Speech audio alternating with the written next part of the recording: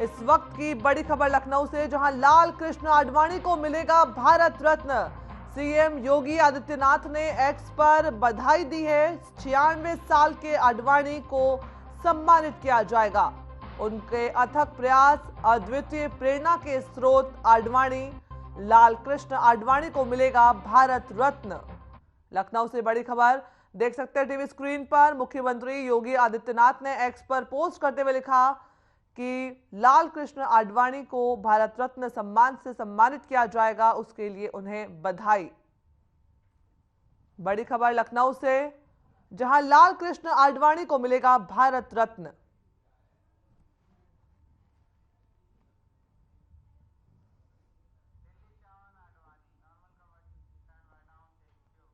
वहीं केंद्रीय गृह एवं सहकारिता मंत्री अमित शाह ने वरिष्ठ नेता और देश के पूर्व उप प्रधानमंत्री लालकृष्ण आडवाणी को भारत रत्न से सम्मानित किए जाने की घोषणा पर प्रसन्नता व्यक्त की है। आपको बता दें कि एक्स प्लेटफॉर्म पर एक पोस्ट में कहा कि हमारे वरिष्ठ नेता और देश के पूर्व उप प्रधानमंत्री आदरणीय लालकृष्ण आडवाणी को भारत रत्न दिए जाने की घोषणा से अत्यंत प्रसन्नता हुई है। आडवाणी आजीवन निस्वार्थ भाव से देश और देशवासियों की सेवा में समर्पित रहे हैं।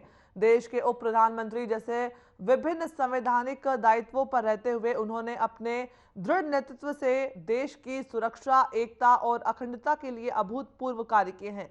लाल कृष्ण आडवाणी को भारतीय राजनीति में प्रामाणिकता के मानक तय करने वाले राजनेता के रूप में जाना जाता है।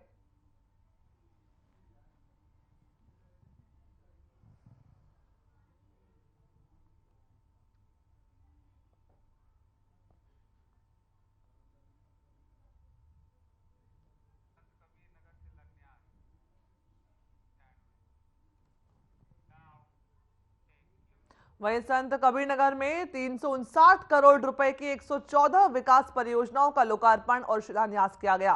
इस अवसर पर मुख्यमंत्री सामूहिक विवाह योजना के तहत 600 से ज्यादा लड़कियों ने शादी की है।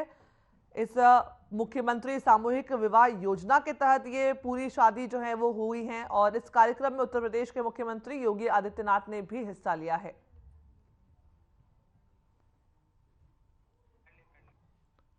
ये खबर आपको बता रहे हैं, जहां पर मुख्यमंत्री सामूहिक विवाह योजना सीएम योगी ने इसमें शिरकत की और साथ ही विकास परियोजनाओं का भी उन्होंने शिलान्यास किया है। करोड़ों की विकास परियोजनाएं जिनका शिलान्यास आज मुख्यमंत्री योगी आदित्यनाथ ने किया, साथ ही वैवाहिक जोड़ों को आशीर्वाद भी दिया है।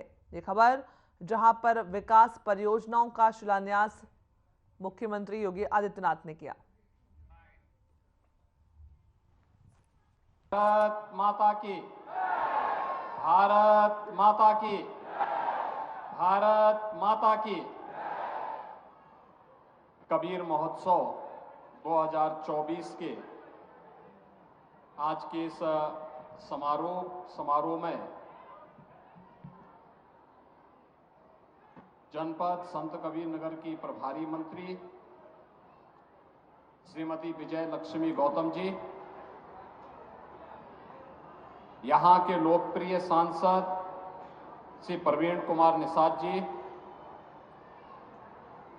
माननीय विधायकगण श्री अंकुर राज तिवारी जी, श्री अनिल कुमार त्रिपाठी जी, श्री गणेश चंद चौहान जी, पूर्व सांसद श्री इंद्रजीत मिश्र जी, श्री अष्टभुजा शुक्ला जी, पूर्व विधायक श्री राकेश सिंह बघेल जी, भारतीय जनता पार्टी के जिला के अध्यक्ष श्री जगदम्बा प्रसाद श्रीवास्तव जी, जिला प्रभारी अजय सिंह गौतम जी, संजीव राय जी, वेद प्रकाश सिंह जी, नगर पंचायत मगहर की अध्यक्ष श्रीमती अनवरी बेगम जी, आज के इस कबीर महोत्सव 2024 के आयोजन के समारोह अवसर पर आयोजित इस कार्यक्रम में जनपद संत कबीर नगर के गांव-गांव से उपस्थित सभी बहनों और भाइयों, मैं सबसे पहले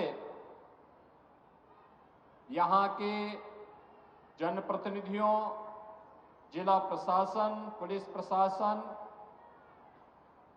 और यहाँ के कबीर मठ के अपने मोहन जी और उनके जितने भी यहाँ के शिष्यगण हैं, उन सबको कबीर महोत्सव की हृदय से बधाई देता हूं। कबीर के बगैर मगहर सचमुच नरक है और इसी चुनौती को स्वीकार किया था मध्यकाल के इस महान संत ने, जब मगहर के बारे में ये मान्यता थी कि मगहर में जाने से नरक मिलता है। ये बंजर क्षेत्र था, यहां की मिट्टी नमकीन थी, खारा पानी भी खारा था, लेकिन उनके चमत्कार ने इसे स्वर्णमय बना दिया है। आज आप देखते होंगे पवित्र आमी नदी यहां बह रही है। जो फसलें सब जगह होती हैं वैसे ही यहां पर भी होती हैं। पानी यहां का मीठा हो गया और संत कबीर की चमत्कार से ये पूरा जनपद चमत्कृत भी हो उठा। इसलिए कबीर महोत्सव ही यहां की पहचान है, इस जनपद की पहचान है और जनपद का नामकरण भी इसीलिए संत कबीर के नाम पर ही संत कबीर नगर के रूप में इस जनपद को हम सब जानते हैं। इस अवसर पर पूरे संत कबीर नगर जनपद वासियों को मैं हृदय से बधाई देता हूं, अपनी शुभकामनाएं देता हूं। और स्वाभाविक रूप से अयोध्या में प्रभु रामलला के 500 वर्षों के उपरांत भव्य मंदिर में आगमन के उपरांत संत कबीर नगर जनपद में मैं आ रहा हूं तो 350 यानी 360 करोड़ रुपए की परियोजनाओं का लोकार्पण और शिलान्यास करने का अवसर भी मुझे प्राप्त हुआ है। ये 360 करोड़ रुपए की परियोजनाएं जो आज यहां पे लोकार्पित की गई हैं,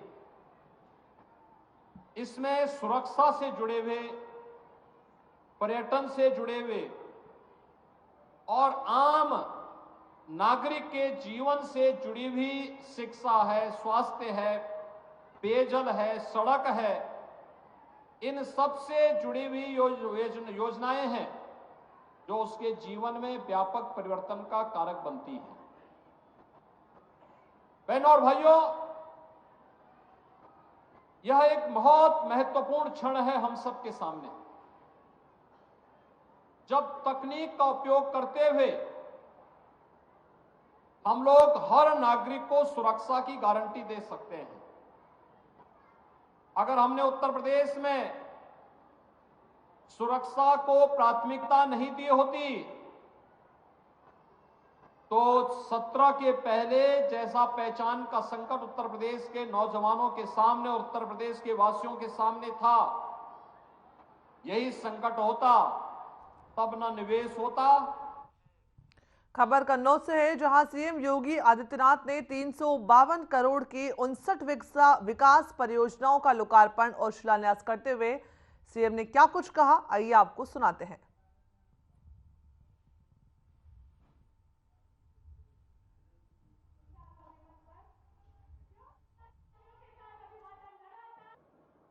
समाज कल्याण विभाग के मंत्री श्री असीम अरुण जी, लोकप्रिय सांसद श्री सुब्रत पाठक जी, माननीय सांसद अकबरपुर श्री देवेंद्र सिंह भोले जी, माननीय सांसद कुशीनगर श्री विजय दुबे जी, माननीय विधायक श्रीमती अर्चना पांडे जी, कैलाश सिंह राजपूत जी, भारतीय जनता पार्टी के क्षेत्रीय अध्यक्ष श्री प्रकाश पाल जी, जिलाध्यक्ष श्री वीर सिंह भदौरिया जी, प्रदेश अध्यक्ष अनुसूचित मोर्चा श्री रामचंद्र कन्नौजिया जी, माननीय विधायक श्रीमती पूनम संकवार जी, भारतीय जनता पार्टी के सभी पदाधिकारीगण, जिला पंचायत के अध्यक्षगण, भारी संख्या में आज कन्नौज में यहां पर उपस्थित सभी बहनों और भाइयों, आज यहां पर हम लोग यहां के वरिष्ठ समाज सेवी, उद्योग व्यापार के साथ साथ राष्ट्रवादी मिशन के साथ जिन्होंने अपना जीवन समर्पित किया, ऐसे स्वर्गीय ओम प्रकाश पाठक जी को विनम्र श्रद्धांजलि अर्पित करने के लिए उनकी पंचम पुण्यतिथि के अवसर पर एकत्र हुए हैं। मैं इस अवसर पर स्वर्गीय ओम प्रकाश पाठक जी को उनकी सेवा के लिए, उनकी साधना के लिए विनम्र श्रद्धांजलि अर्पित करते हुए आप सभी का हृदय से अभिनंदन करता हूं। बहनों और भाइयों, मैं श्री सुब्रत पाठक जी और श्री असीम अरुण जी को इस बात के लिए भी धन्यवाद देता हूं कि उन्होंने भारतीय जनता पार्टी परिवार के एक वरिष्ठ कार्यकर्ता, पूर्व विधायक और विधान परिषद के हमारे निवर्तमान सदस्य श्री बनवारी लाल दोहरे जी के मृत्यु के उपरांत उनके परिवारजनों के साथ संपर्क और संवाद बनाने और आज उनसे मेरी मुलाकात करवाने और वहां तक मुझे जाने का अवसर दिया है। मैं इस अवसर पर स्वर्गीय बनवारी लाल दोहरे जी को भी विनम्र श्रद्धांजलि अर्पित करता हूं। भाइयों बहनों, आज जब कन्नौज में आए हैं तो कन्नौज का तो अपना इतिहास रहा है। महाराजा हर्षवर्धन अपनी दान वीरता के लिए जाने जाते थे और प्रयागराज कुंभ की जब हम बात करते हैं तो महाराजा हर्षवर्धन के बगैर वह सब अधूरा माना जाता है।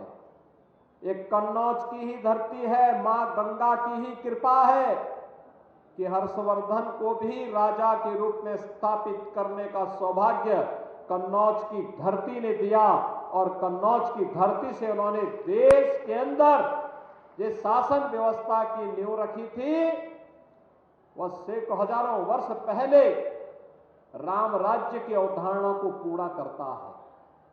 आज मैं कन्नौज में आया हूं तो महाराजा हर्षवर्धन के समय से प्रारंभ उस राम राज्य की अवधारणा को आज प्रधानमंत्री मोदी जी के नेतृत्व में जब अयोध्या में 500 वर्षों का इंतजार समाप्त करते हुए प्रभु श्री राम लला की मूर्ति की भव्य प्राण प्रतिष्ठा का कार्यक्रम संपन्न हुआ है, इसके लिए आप सबका मैं अभिनंदन करता हूं, आपको भी बधाई देता हूं।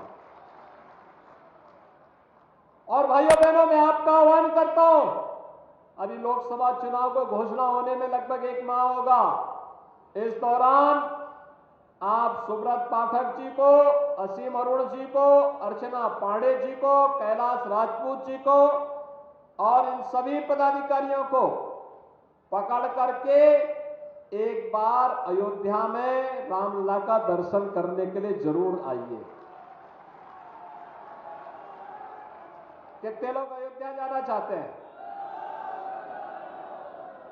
पूरा ही कन्नौज जाना चाहता है और हम लोग तैयार हैं आप सबका स्वागत करने के लिए। बुलेटिन में बने रहिए हमारे साथ। अभी लेते छोटा सा ब्रेक।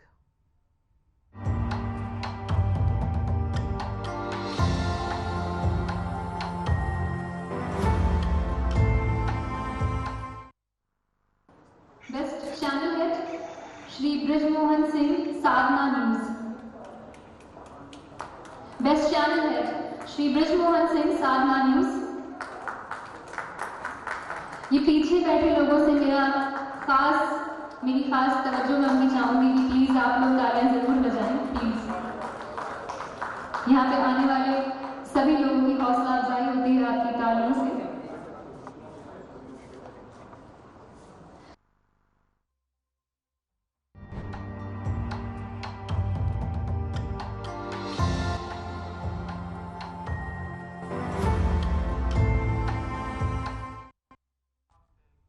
ब्रेक के बाद एक बार फिर से आपका स्वागत। खबरों में आगे बढ़ते हैं। खबर गोरखपुर से है, जहां दिव्य कला एवं कौशल प्रदर्शनी का शुभारंभ हुआ।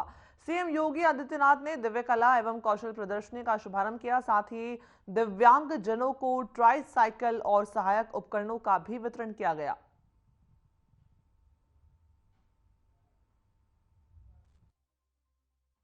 के 3 दिवसीय कार्यक्रम में उद्घाटन कार्यक्रम के अवसर पर आज इस समारोह में यहां पर उपस्थित गोरखपुर के लोकप्रिय सांसद श्री रविकिशन शुक्ला जी, जिला पंचायत के अध्यक्ष श्रीमती साधना सिंह जी, महापौर डॉक्टर मंगलेश श्रीवास्तव जी, माननीय विधायक श्री राजेश त्रिपाठी जी, विपिन सिंह जी, भारतीय जनता पार्टी के जिला के अध्यक्ष युधिष्ठिर सिंह जी, महानगर अध्यक्ष राजेश गुप्ता जी, प्रमुख सचिव दिव्यांगजन सशक्तिकरण विभाग श्री सुभाष चंद्र शर्मा जी, दिव्यांगजन के कल्याण के लिए लगी हुई सभी संस्थाओं के प्रमुखगण, उपस्थित महानुभाव और प्यारे बच्चों, आज यहां पर 3 दिवसीय दिव्य कला और कौशल प्रदर्शनी का उद्घाटन करके दिव्यांग जनों के अंदर छुपी हुई प्रतिभा को और भी नजदीक से देखने का अवसर मुझे प्राप्त हुआ है। मैं इस पूरे कार्यक्रम के लिए सभी संबंधित महानुभावों को, संस्थाओं को और इन सभी दिव्यांग जनों को हृदय से इनका अभिनंदन करते हुए बधाई देता हूं, इनके प्रति अपनी शुभकामनाएं देता हूं। उत्तर प्रदेश ईश्वर अवतरण की भूमि है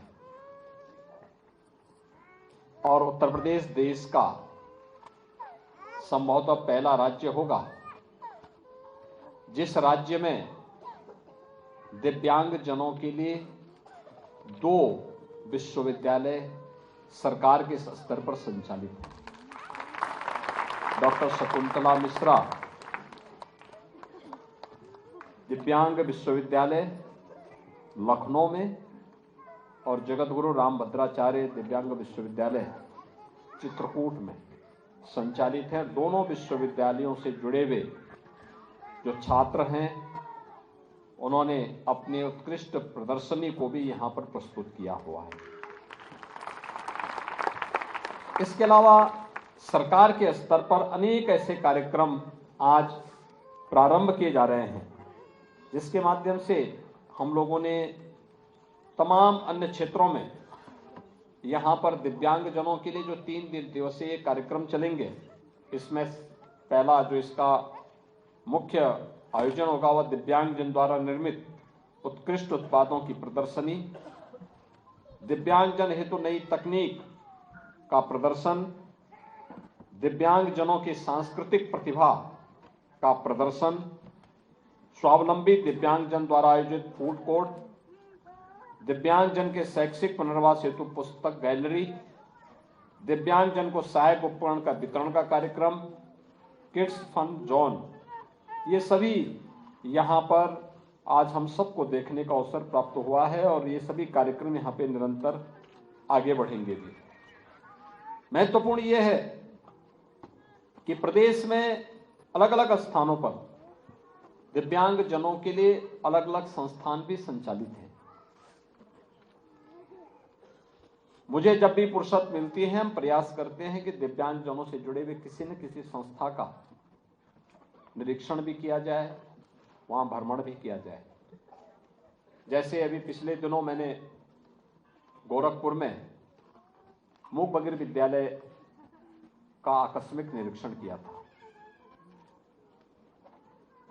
उससे पहले दृष्टिबाधित विद्यालय में भी मैं एक बार निरीक्षण करने के लिए गया था। सरकार वहां के इंफ्रास्ट्रक्चर को बेहतर करने का प्रयास कर रही है, शिक्षकों की कमी को दूर कर रही है, तकनीक के साथ जोड़ करके उनके जीवन का उन्नयन कैसे किया जा सकता है, इसके बारे में सरकार अपने स्तर पर भी और समाज के सहयोग से भी कुछ अच्छा करने का प्रयास कर रही है। हम सबको इस बात को देखना होगा कि अगर कहीं से कमी रह गई है तो उसकी प्रतिपूर्ति ईश्वर स्वयं कर लेता है। हमारे पास अनेक ऐसे उदाहरण हैं। ऋषि अष्टवक्र एक उदाहरण है जिन्होंने उपनिषदों की दिव्य मंत्र हम सबको दिए।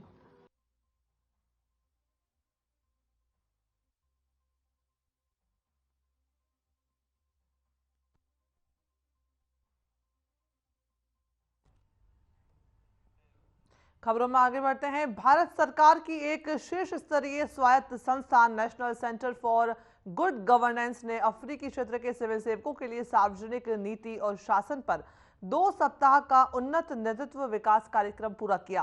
केंद्र द्वारा पहली बार आयोजित किए गए कार्यक्रम में 5 अफ्रीकी देशों इरिट्रिया, केन्या, इथियोपिया, तंजानिया और गाम्बिया के 34 वरिष्ठ अधिकारियों ने इसमें भाग लिया है। बता दें कि प्रतिभागियों में तमसिर एन, राष्ट्रपति सलाहकार, राष्ट्रपति कार्यालय, गाम्बिया सरकार समेत अन्य लोग शामिल थे।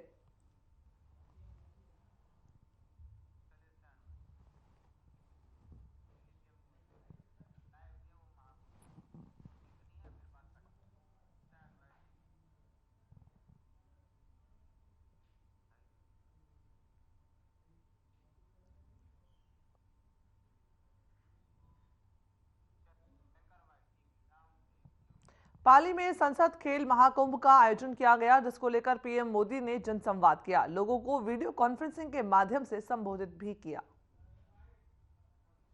सभी खिलाड़ियों को बहुत बहुत बधाई। खेलों में हार तो कभी होती ही नहीं है। खेल में या तो आप जीतते हैं या तो खेल में आप सीखते हैं। इसलिए मैं सभी खिलाड़ियों के साथ ही उनके जो कोच वहां उपस्थित हैं, जो परिवारजन वहां मौजूद है, उन सभी को भी अपनी शुभकामनाएं देता हूं। साथियों, सांसद खेल महाकुंभ, उसमें जो उत्साह दिख रहा है, ये जो आत्मविश्वास नजर आ रहा है, आज हर खिलाड़ी की, हर युवा की पहचान ये उत्साह, ये उमंग, ये जोश बन चुका है। आज खेलों के लिए सरकार की भी वही स्पिरिट है जो मैदान पर खिलाड़ी की होती है। हमारे खिलाड़ी हमेशा से चाहते थे कि उन्हें ग्राउंड लेवल पर ज्यादा से ज्यादा खेलने का मौका मिले।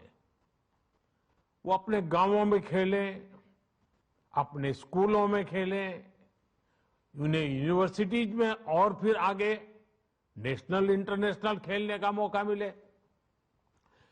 खिलाड़ियों की इस भावना को आज भारतीय जनता पार्टी सांसद खेल महाकुंभ से बहुत मदद मिलती है। मैं भारतीय जनता पार्टी की इस बात के लिए विशेष सराहना करूंगा कि वो अपने सांसदों के माध्यम से ऐसे खेल महाकुंभ करवा रही है और ये सिलसिला पिछले कई वर्षों से अनवरत चला आ रहा है। बीजेपी सांसद खेल महाकुंभ ने जिलों में, राज्यों में लाखों लाख होनहार खिलाड़ियों को खेलने का मौका दिया है। ये खेल महाकुंभ नए खिलाड़ियों को तलाशने और तराशने का भी बड़ा माध्यम बन रहे हैं। और अब तो भाजपा सांसद बेटियों के लिए भी विशेष खेल महाकुंभ का आयोजन करने जा रहे हैं। मैं भाजपा को, उनके सांसदों को इस महत्वपूर्ण अभियान के लिए बधाई देता हूं। साथियों, मुझे बताया गया है कि पाली में भी 1100 से ज्यादा स्कूलों के बच्चों ने सांसद खेल महाकुंभ में हिस्सा लिया है। 2 लाख से ज्यादा खिलाड़ी खेलने के लिए आगे आए हैं। इन 2 लाख खिलाड़ियों को इस महाकुंभ के माध्यम से जो एक्सपोजर मिला है, अपनी प्रतिभा दिखाने का जो मौका मिला है, वो अभूतपूर्व है। मैं संसद में अपने सहयोगी पीपी चौधरी जी को बधाई देता हूं कि उन्होंने इतना शानदार आयोजन किया है।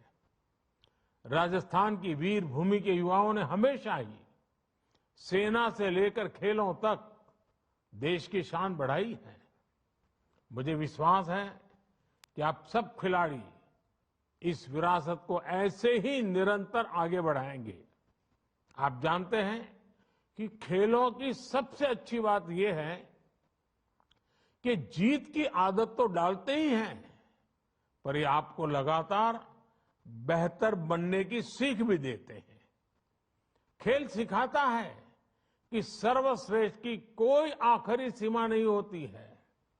हमें पूरी शक्ति से प्रयास करते रहना चाहिए। इसलिए ये खेल महाकुंभ एक तरह से आपके जीवन बदलने का बहुत बड़ा महायज्ञ भी है। साथियों, खेलों की एक बहुत बड़ी ताकत ये भी होती है कि खेल युवाओं को बहुत सी बुराइयों से बचाकर रखते हैं। खेलों में इच्छा शक्ति मजबूत होती है, एकाग्रता बढ़ती है, हमारा फोकस क्लियर रहता है।